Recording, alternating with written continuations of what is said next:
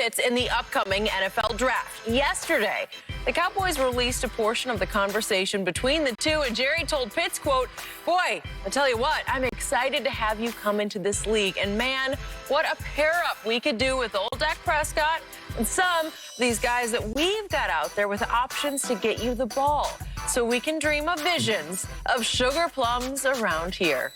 That was my best impression of how he would say it. Shannon, what is going on here? This is classic Jerry. This is Jerry being about Jerry. Skip, I'm a firm believer that Jerry is about showing box office, and he'd rather have a high-flying offense, kind of like the 2007 Patriots, or like what the Broncos put on the field, even Kansas City, as opposed to a championship. He knows he doesn't need Kyle Pitts. He knows he needs defensive guys. He's had an outstanding offense. It's not his problem, but it's his inability to stop the other team has been his problem. But he doesn't want that, Skip. Jerry Jones would love to be involved in ball games like they saw last year, Skip. It come down to the wire, box office. They're down 15, they're down 20 points, and Dak brings them back. And even if they lose, boy, that was an exciting football, wasn't it? I like what we made of. That's what Jerry is, Skip. You think Jerry Jones is the only team, the Cowboys are the only team that's talked to Kyle Pitts? Most of the other teams, they just didn't put a video together and release it so everybody can see it.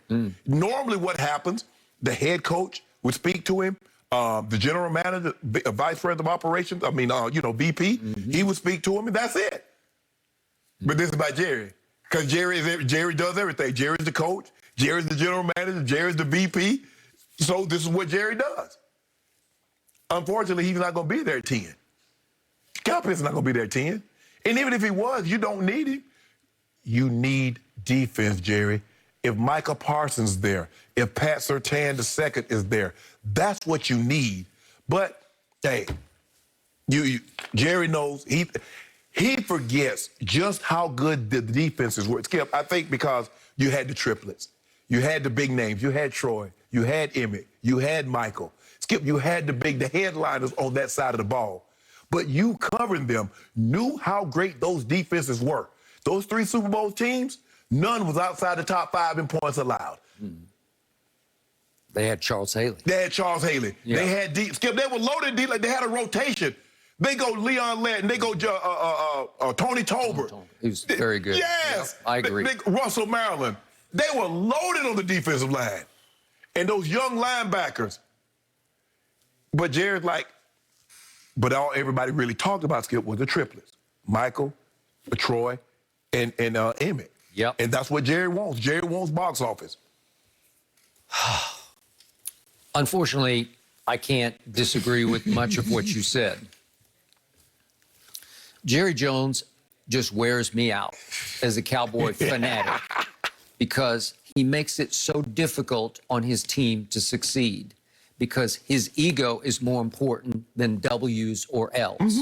It's all about Jerry. He is the face of the franchise. Yes. He is the voice of the franchise. And you can't tell me that he didn't sanction this. Of course he did. This was his order. Yeah. We're going to release video of what was supposed to be a private, it was obviously a Zoom-type conference because of what we're in you can't release somebody's conversation without them. No, and I don't know if they got Kyle Pitts to sign off on it. It wasn't controversial what he said, but it's Jerry all but welcoming him to the fold. Right. Do you realize what we could do here? And Jerry goes all the way to, and it's from "'Twas the Night Before Christmas," as you, if you might remember, the children were nestled all snug in their beds while visions of sugar plums, which is hard candy, danced in their heads. So Jerry's going "'Twas the Night Before Christmas" to Kyle Pitts like we could have Christmas morning if we land you in the draft. Right. Well, he's already shown his hand on this because he's already said publicly, no, I'm sorry, Chris Mortensen, I think, reported that Jerry was enamored of Kyle Pitts. So I first guessed this a long time ago. It might have been 2 months ago. I told you sitting right here that Kyle Pitts will be better at his position than any of these 5 top quarterbacks will end up being at their position. They're more valuable because they're quarterbacks. Yeah, well, you also said that if Kyle Pitts is there, Jerry should take him too. I did, and I still believe that.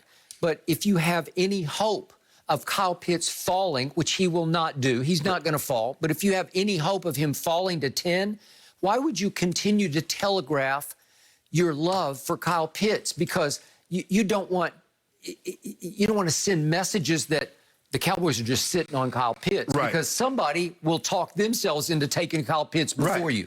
Could be your Broncos at 9. They could finally just say, yeah, we need a quarterback, and whoever's still there. It could be Justin Fields. It could be Trey Lance. Might still be sitting there. Hey, it could still be Mac Jones sitting there. And your Broncos are going to have to say, okay, do we want to plunge on one of these quarterbacks? But it's Kyle Pitts. And Jerry's sitting right on. We can't let Kyle Pitts go to Jerry Jones, and they might just take him. So why would you do this? Why would you release this video? It's counterproductive to what you're doing in the draft, because you need to keep your cards close to your vest. But it does with your ego, Skip. It's like, look at me, I'm talking to Kyle Pitts. And tell him how good we could be if we were to have him in the fold. It's all about Jerry. He's a great young man. He'd be a good son for me. I could have another son, right? This is ridiculous. I'm sorry. And then they let it would be okay to maybe cut the video at Jerry sort of welcoming him or speculating on how great it could be. But they then let Kyle Pitts talk, and they let Kellen Moore continue to roll the video out, because it was about 2.5 minutes of video that they released publicly. And Kellen Moore asked Kyle Pitts, who was your toughest defender that you faced in college? And he went to J.C. Horn, the South Carolina corner. And he said, well, we're good friends and we compete hard against each other. And I looked it up. They played October 3rd. It was at Florida. It was 38-24 Florida.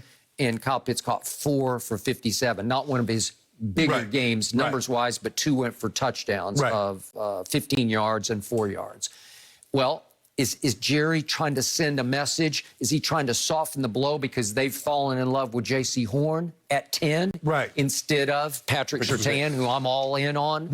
Or Caleb Farley, maybe? Or is he trying to send a message to prepare Cowboy Nation for, we're going to take J.C. Horn at 10 instead of Patrick Surtain? And he got blessed by Kyle Pitts. So we send out the video. None of this helps your position in the draft, because you don't want anybody to know anything about what your final decision is, right? Yeah, that's why teams don't release who they've talked to. A lot of times guys get drafted, Skip, they say, well, I really never even talked to this team.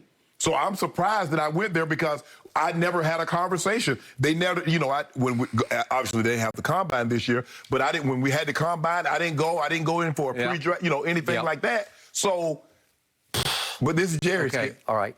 So Nate Davis, USA Today's football writer, has a mock draft up right now. You can see it. I looked at it this morning. He's got Dallas trading up to number 4 to take Kyle Pitts. And I'm not all in on that. I would take him if he fell to 10, but you can't. You would have to pay. You would give up next year. That is correct. 22 and 23 first rounders. You would have to pay a quarterback price.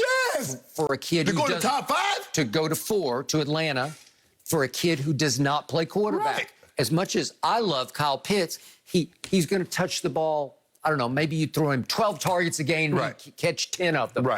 Well, the quarterback's going to touch the ball, what, 65 times. Right? Okay. So it's a quarterback's game. I say it all the time. You can't pay a quarterback's price to move up to take Kyle Pitts. That would be suicidal, because you cost your team forever. Well, you can't throw Kyle Pitts 12 targets, Amari Cooper 12 targets, CeeDee Lamb 8 targets, Michael Gallup 8 targets, and then, you still got other tight ends. Blake Jarwin is coming back, Schultz is coming back, a couple of balls to Pollard out of the backfield. There's only so many passes in the course of a game that you could have, Skip. Okay. So Mel Kiper has, he's got the trade of New England going up to 10 to take Justin Fields at 10. Is that right? I think it's Justin Fields. And Dallas going back to New England spot at 15 to take J.C. Horn. So maybe there's something going on there.